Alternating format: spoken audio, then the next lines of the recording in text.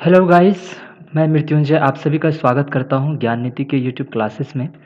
यहां हम SSC CGL prelims के प्रीवियस ईयर्स का क्वेश्चन आपको हम लगातार पिछले कई क्लासों से आपको हम करा रहे हैं। उसके साथ साथ उसके कंसेप्ट्स और जो भी रिपीटेड क्वेश्चन आते हैं वहाँ मैं आपको बता भी रहा हूँ, क्योंकि इसमें जो है क्वेश्चंस जो है लगातार ट्रेंड इसका एक जैसा बना रहता है, लगभग बहुत सारे क्वेश्चंस का।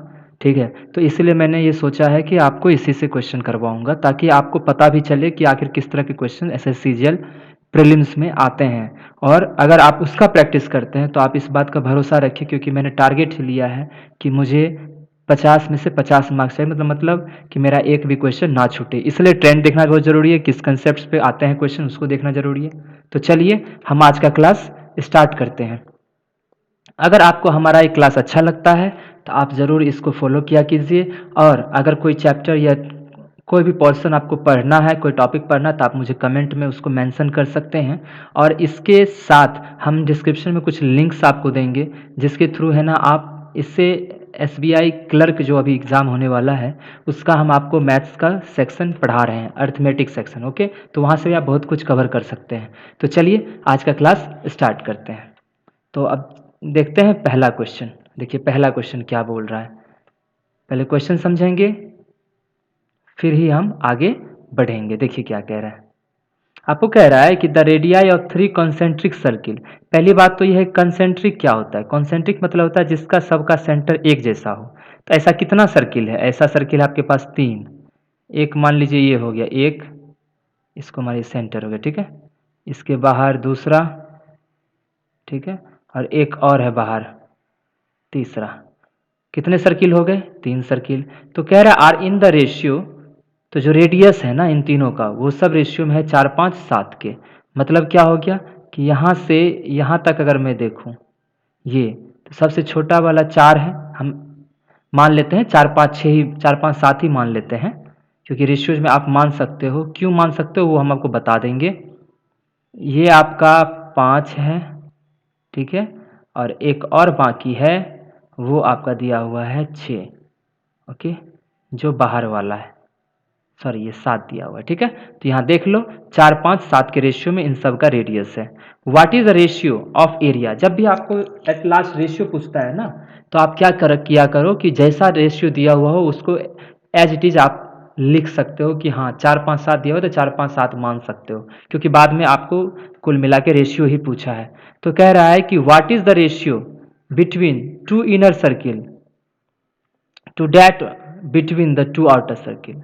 तो कह रहा है कि what is the ratio of the area between 2 inner circle. बताओ 2 इनर सर्किल के बीच का यहाँ कौन सा है पार्ट, 2 इनर सर्किल के बीच का पार्ट कौन सा है। देखो एक ये वाला इनर सर्किल है और ये वाला इनर सर्किल है, यही है ना। एक बार में ब्लैक, दूसरा कलर, हाँ देखिए यही वाला है ना इनर सर्किल आपका। तो ये एरिया बोला है, ये एरिया 2 इनर सर्किल के बीच का एरिया, और बोला है 2 आउटर सर्किल के बीच का एरिया का हमको क्या चाहिए, रेडियस। 2 आउटर सर्किल, तो आउटर सर्किल आप देख रहे हो ना ये वाला पार्ट, ये देखो ये हमारा 2 आउटर सर्किल के बीच का एरिया है, और इस 2 एरिया का हमको क्या बोला है, रेशियो। क्या बोला है, रेशियो। अब देखना अच्छे से, ये वाला जो पार्ट है ये वाला, तो इसका एरिया का रेशियो क्या आ जाएगा बताइए। तो बाहर जो ये 5 है, बाहर वाले सर्किल में से अंदर वाले सर्किल को घटाएंगे। क्या करेंगे, बाहर वाले सर्किल में से अंदर वाले सर्किल घटाएंगे। तो बाहर वाला कितना है बताइए, बाहर वाला का एरिया कितना, बाहर वाला का रेडियस 5 है, तो एरिया कितना हो जाएगा, पाई इंटू 5 का स्क्वायर, माइनस अंदर वाले सर्किल का क्या है, 4 है रेडियस, तो पाई इंटू 4 का स्क्वायर। सही है ना। दूसरा देखिए, अब आपको इसका देखना है ये कितना हो जाएगा। ये देखोगे अगर हमको ये एरिया चाहिए ना, तो सबसे ज़्यादा बड़ा वाला में से सेकेंड, ये बड़ा वाले में से, सबसे बड़ा वाले में से सेकेंड बड़ा वाला क्या करना पड़ेगा, घटाना पड़ेगा एरिया। तो सबसे बाहर वाले का रेडियस कितना है, 7 है, तो मतलब पाई इंटू 7 का स्क्वायर माइनस पाई इंटू अंदर वाले का क्या है बताइए, रेडियस 5 है, तो पाई इंटू 5 का स्क्वायर। और इन दोनों का क्या बोला है हमको निकालने, क्या बोला है आपको, इन दोनों का रेशियो निकालने। तो देखिए सब पाई कट जाएगा ऊपर नीचे, तो आगे से जो है ना अगर बोला आपको इस तरह से, तो अगर रेशियो बोला तो पाई पाई कट जाता है, आप उसको पाई कंसिडर मत कीजिएगा। तो अगर मैं देखूं ऊपर कितना आ जाएगा, 25 25 4 चौक 16। ठीक है, नीचे देखिए 7 49 माइनस 5 25। 25 में से 16 कितना बचेगा 9 बाई 49 में से 25 गया कितना बचेगा 24। 3 तिया 9 3 अट्ठी 24। कितना रेशियो आ गया 3/8। तो आपका आंसर कौन सा हो जाएगा 3/8। इसलिए हम बोले क्योंकि आपको नहीं बोले हम कि 4 5 7 रेशियो दिया हुआ तो 4 5 7 ही लेना, क्योंकि अगर मान लीजिए हम रेशियो को मान भी लेंगे कि कोई 4x है 5x है या 7x है, तो आप यहाँ देखो एक्स स्क्वायर से नीचे वाला एक्स स्क्वायर दोनों कट जाएगा, तो एक्स का कोई मीनिंग नहीं। आप डायरेक्ट क्या किया करो, जैसा है एज इट इज आप उसको ले लिया करो। उसका मान 4 5 7 अगर रेशियो में दिया हुआ है तो पहला 4 छोटका वाला, दूसरा 5 और तीसरा 7। तो इस तरह से हम इस क्वेश्चन को बनाएंगे। ठीक है, तब आगे से पाई मत लिखना, डायरेक्ट बाहर जितना का बोला है अंदर वाले 2 का बोला है, क्योंकि सबसे छोटे वाले 2 का और फिर सबसे बड़े वाले 2 का, तो इन दोनों का स्क्वायर का आप अंतर लेके उसको डिवाइड कर दोगे तो आपको रेशियो मिल जाएगा 3/8। चलिए अब चलते हैं नेक्स्ट क्वेश्चन की तरफ। ये देखो, इसको अच्छे से समझना क्या कह रहा है। ओके, ये देखो आपको बोला है एक ट्रायंगल है, हमें ट्रायंगल ले लेते हैं। ओके, ठीक है, फिर देखेंगे क्या बोला है। देखो क्या बोल रहा है, आपको बोला the area of triangle A B C is 1 unit. ये ए बी सी है, ठीक है, ए बी सी आपको बोल दिया है कि area of triangle A B C बराबर 1 यूनिट। कितना बोला 1 यूनिट, इसको रहने देते हैं। आगे देखिए बोला D is a straight line parallel to B C joining the point D and E on A B and A C. मतलब ये डी ई है, इसको ऐसे ड्रॉ कर दो, और ये जो डी ई है ये पैरेलल है बी सी का। ऐसा क्वेश्चन हम कल ही बताए थे आपको, ठीक है, पैरेलल है किसके बी सी के, और डी जो है ए बी पे है और ई जो है ए सी पे। यहाँ लिखा हुआ देखिए point D and E on A B and A C respectively such that A D by D B, A D by D B बराबर क्या है A D by D B. ये 1 है आपका और ये आपका कितना है 6, 1:6 के रेशियो में। अगर पूरा पूछो तो कितना हो जाएगा आप बोलो, तो पूरा हो जाएगा 7, क्योंकि ये 1 ये 6 तो पूरा कितना हो जाएगा 7। समझ गए ना। तब बोल रहा है the ratio of the areas of triangle A D E by A B C is.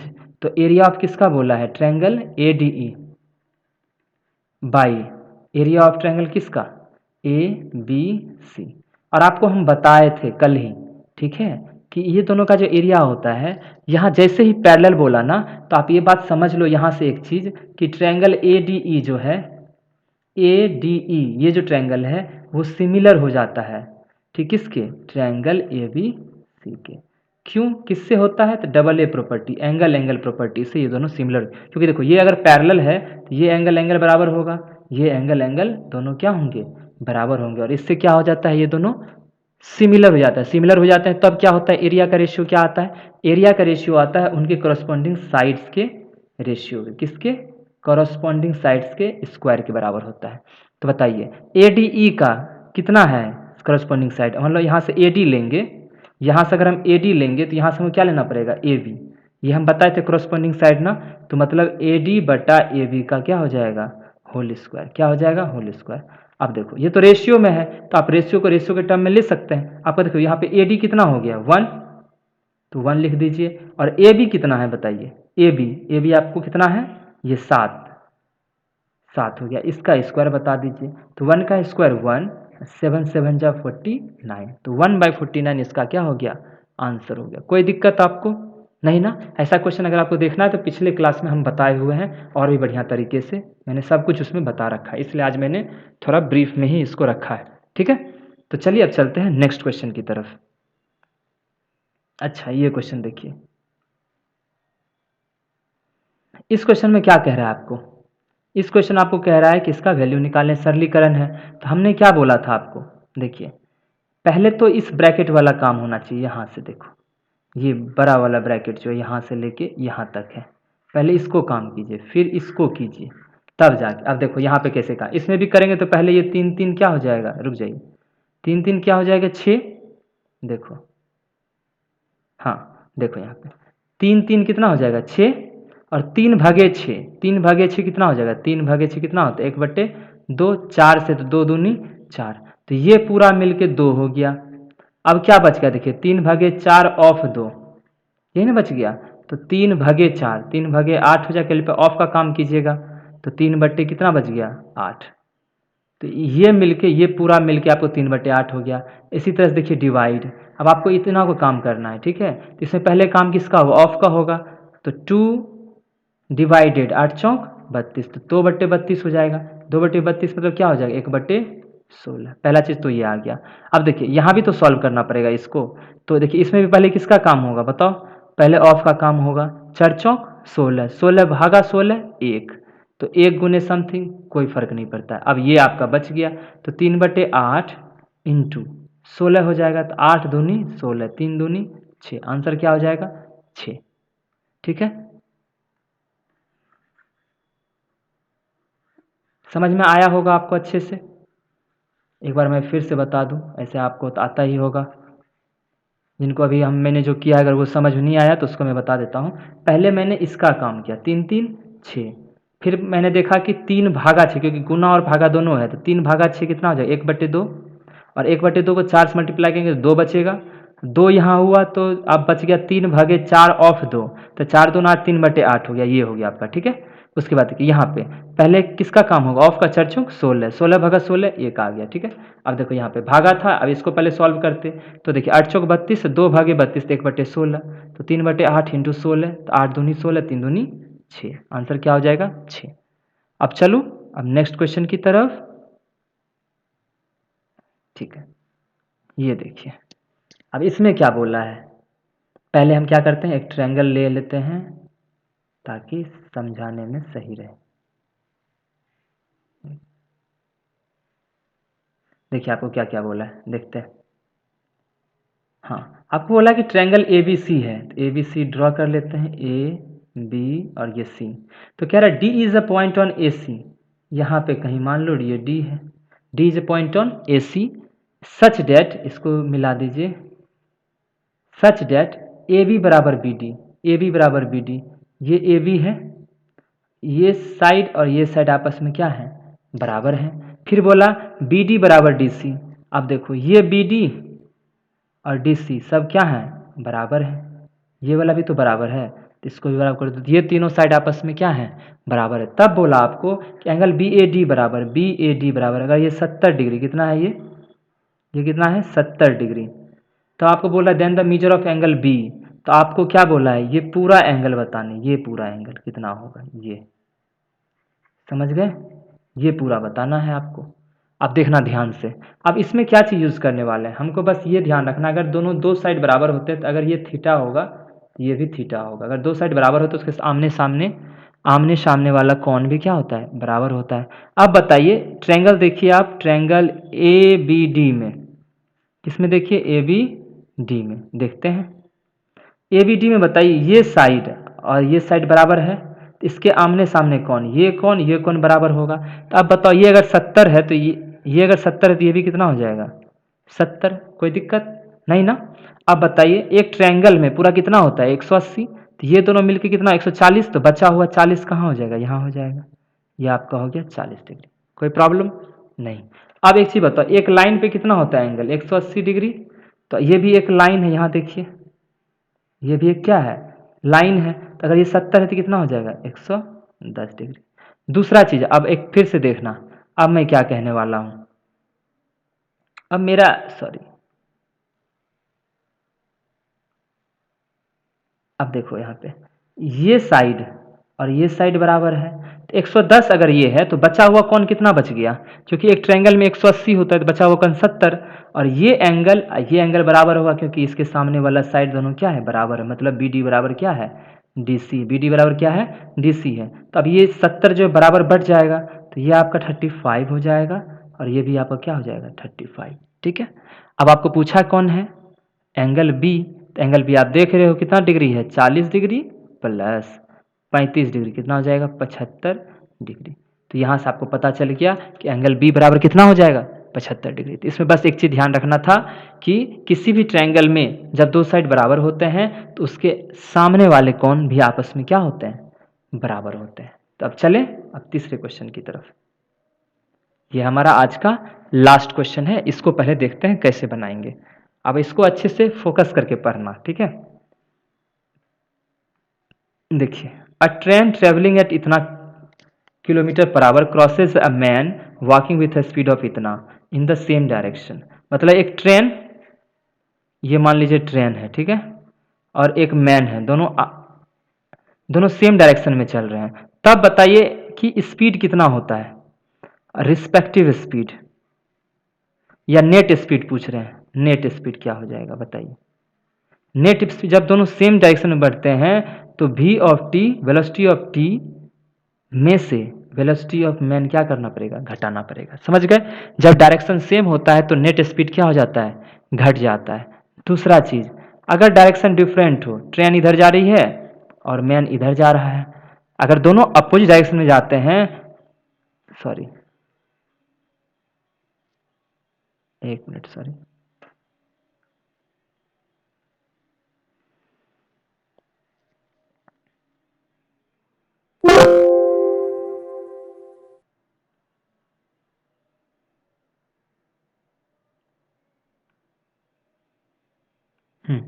अब देखिएगा, मैं फिर से बता दूं थोड़ा सा। अब मैंने क्या बोला था, अगर दोनों सेम डायरेक्शन में चले, टी और मैन, तो नेट जो स्पीड होता है वो टी माइनस एम हो जाता है, मतलब V T minus V M. लेकिन अगर दोनों डिफरेंट डायरेक्शन, टी इधर जा रहा है और एम इधर जा रहा है, तो फिर जो नेट स्पीड होता है ना, नेट स्पीड, वो क्या होता है, आपस में जुड़ जाता है, मतलब V T plus V M हो जाएगा। ये समझ में आया आपको? ठीक है। कोई भी चीज़, अगर दो चीज़ें साथ में चल रही हैं सेम डायरेक्शन में, तो क्या होता है, वो घट जाता है। लेकिन अगर दोनों डिफरेंट डायरेक्शन चल रहे हैं तो दोनों का स्पीड क्या हो जाता है, जुड़ जाता है। अब देखिए क्या बोला पहला बार में, अ train travelling 44 kilometre per hour crosses a man, एक मैन को क्रॉस करता है, walking with speed of 8 kilometre same direction में। तो कह रहा है सेम डायरेक्शन दोनों चल रहा है, तो यहाँ बताइए नेट स्पीड कितना हो जाएगा। नेट स्पीड अगर देखोगे तो नेट स्पीड आपका आ जाएगा, दोनों को घटाना पड़ेगा, मतलब 44 माइनस 8 किलोमीटर पर आवर, तो कितना आ जाए, 36 किलोमीटर पर आवर। सही, ठीक है ना। फिर देखिए, और बोला कि क्रॉस कर जाता है वो ट्रेन किसको, मैन को, कितना सेकंड में, 15 सेकंड में। एक और चीज़ यहाँ ध्यान देने वाली बात है, देखिए ये मान लीजिए ट्रेन है, यहाँ कोई आदमी है, ठीक है, ये आदमी है। जब ये क्रॉस करता है तो इसका अर्थ है ये पूरा ट्रेन यहाँ से लेके ये क्रॉस करके यहाँ चला आता होगा। तो एक्चुअल में कितना कितना वो डिस्टेंस ट्रेवल करता है, तो अगर एक्चुअल में देखोगे क्रॉस करने के बाद वो ट्रेन अपनी लंबाई के बराबर डिस्टेंस ट्रेवल करता है। तो अगर यहाँ से हम डिस्टेंस निकालते हैं तो वो हमको क्या मिलता है, लंबाई मिलता है, किसका, ट्रेन का। ओके, तो या तो हम लिख सकते हैं लेंथ ऑफ ट्रेन, या फिर लिख लेते हैं डिस्टेंस। डिस्टेंस बराबर क्या होता है बताइए, डिस्टेंस बराबर होता है स्पीड इनटू टाइम। कोई दिक्कत नहीं। स्पीड कितना है, 36, लेकिन किलोमीटर पर आवर में, इसको बदलना किस में पड़ेगा, मीटर पर सेकंड में। तो 5/18 से मल्टीप्लाई करेंगे तो मीटर बाय सेकंड हो जाएगा। दूसरा क्या, कितने सेकंड में ये किया है, 15 सेकंड में। आप इसको काट लो, 6 तिया 18, 6 छः के 36, 3 से 5 15, 5 25 छक 150, 150 मीटर हमको मिल गया कि इसको क्रॉस करने के बाद ये 150 मीटर आगे बढ़ा है, मतलब अपनी लंबाई, या फिर हम कह सकते लेंथ ऑफ ट्रेन कितना है, 150। अब देखिए सेकंड कंडीशन क्या बोला, ये तो 150 आ गया। फिर कह रहा है if the train crosses a women coming from the opposite direction, देखिए यहाँ अपोजिट बोला है, वहाँ क्या बोला था, सेम डायरेक्शन। अपोजिट में क्या होता है, स्पीड जुड़ जाता है। तो बोल रहा है अगर सेम अपोजिट डायरेक्शन में जाता है तो 10 सेकंड में वो क्या कर जाता है, क्रॉस कर देता है। तब बोल रहा है what is the speed of the women. अब बोल रहा है पहले मैन था यहाँ पे, अब कौन आ गया, वुमेन। ठीक है, अब पूछ रहा है वुमेन का स्पीड कितना होगा। तो अब इतना तो पता है हमको, हम मान लेते हैं, मान लो कि लेट स्पीड ऑफ वुमेन बराबर W। तो नेट स्पीड क्या हो जाएगा बताइए। नेट स्पीड आप समझ रहे हो ना, अगर अपोजिट डायरेक्शन में जाएगा तो स्पीड क्या हो जाता है, जुड़ जाता है। तो ये आपका हो जाएगा, और ट्रेन के स्पीड से जुड़ेगा तो 44 प्लस W। ठीक है, लेकिन ये किस में टाइम बताया आपको, देखो यहाँ पे 10 सेकेंड में, तो इसको बदलना पड़ेगा किस में, 5/18। ये W आपका किलोमीटर पर आवर में ही है, बट इसको हमने क्या कर दिया, 5/18 से मल्टीप्लाई करके किस में बदल दिया, मीटर पर सेकेंड में। अब आपको कह रहा है कि what is the speed of women, क्या कह रहा है, स्पीड ऑफ वुमेन निकालने। अब बताइए नेट स्पीड तो बराबर ही रहेगा, सॉरी जो लेंथ ऑफ ट्रेन है वो तो बराबर ही रहेगा, तो लेंथ ऑफ ट्रेन 150 लिख लेते हैं। लेंथ ऑफ ट्रेन बराबर क्या होता है, एस इंटू टी, तो 44 प्लस W इंटू 5/18, ये हमारा क्या आ गया बताइए, ये हमारा आ गया यहाँ से यहाँ तक मेरा आ गया स्पीड, क्या आ गया स्पीड, इंटू टाइम, टाइम कितना लगा है वुमेन के बराबर, उसमें लगा है 10, 0 से 0 कट जाएगा, 5 से 3 कट जाएगा, और ये 18 इधर जाएगा तो 18 तिया 54 बराबर 44 प्लस डब्लू। तो डब्लू निकालेंगे क्योंकि 44 भी किलोमीटर पर आवर में, ये भी किलोमीटर, क्योंकि बाहर हम चेंज कर लिए, इसको चेंज तो किए नहीं, तो 44 डब्लू बराबर क्या हो जाएगा, 44 54 में से घट जाएगा, 54 में से 44 गया, कितना बच जाएगा 10 किलोमीटर पर आवर। तो अगर वुमेन का स्पीड पूछेगा, महिला का, कि वो कितना था, तो आप क्या बोलोगे, आप उसको 10 किलोमीटर पर आवर। समझ गए ना अच्छे से। तो इस तरह से क्या करते हैं, हम निकालते हैं। एक और चीज़ आप ध्यान देना, इसमें एक और चीज़ हम मैंने कंसिडर कर सकते थे, वो क्या था कि दोनों बार में, ध्यान देना मैं जो कह रहा हूँ, दोनों बार में क्या है कि डिस्टेंस सेम ही रहा है, सही बात है ना, दोनों बार तो लेंथ ऑफ ट्रेन के बराबर ही रहा है, तो डिस्टेंस बराबर क्या होता है, स्पीड इंटू टाइम, क्या होता है, स्पीड इंटू टाइम। तो यहाँ से भी आप कह सकते थे कि S1 इंटू T1 बराबर S2 इंटू T2। तो पहला बार में S1 कितना था बताइए, पहला बार आपका S1 था 44 और -8 36 था, T1 कितना लग रहा था बताइए 15, कोई दिक्कत नहीं।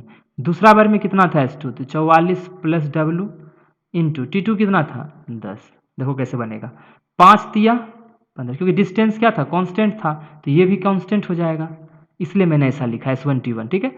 अब देखो 5 तिया 15, 5 दूनी 10, सही है, 2 से कितना बार में कटेगा 18 बार में, 18 तिया 54 बराबर 44 प्लस डब्लू, तो डब्लू बराबर क्या हो जाएगा 10 किलोमीटर पर आवर, ऐसे भी आ सकता है। तो इसमें 3 चीज़ें होती हैं, एक बार डिस्टेंस कांस्टेंट हो जाए, कभी टाइम कांस्टेंट हो जाए, और कभी क्या हो जाए, स्पीड कांस्टेंट हो जाए, समझ गए। तो इन तीनों के लिए अलग अलग तरीके से हम इसको पढ़ते हैं, ठीक है। तो ये क्वेश्चन हमारा था, इसको हम इसलिए हम ब्रीफ भी बता दिए, आसान तरीका भी बता दिए, और हम आपको इसको डिस्क्राइब करके बता दिए कि आखिर क्या मतलब होता है, उस वजह से भी इसको हम बनाते हैं उस तरीके से भी।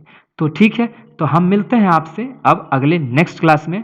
तब तक के लिए आप एकदम मस्त रहिए, और अपना स्वास्थ्य अच्छे से रखिए, और अपनी पढ़ाई में बिल्कुल संलीनता के साथ लगे रहिए। कहा गया है कि जब किरणें भी एक जगह केंद्रित हो जाती हैं तो वो आग लगा सकती हैं। तो इसी तरह से हमारा मस्तिष्क का ध्यान जो है ना, ये जो ध्यान हम लगाते हैं, अगर हमारा भी ध्यान हमारे एग्ज़ाम, हमारे गोल पे लग जाएगा ना, तो वहाँ भी आग लगा सकते हैं हम, उसको भी फोड़ सकते हैं। कोई ऐसा एग्ज़ाम नहीं है जो हम नहीं फोड़ पाएंगे।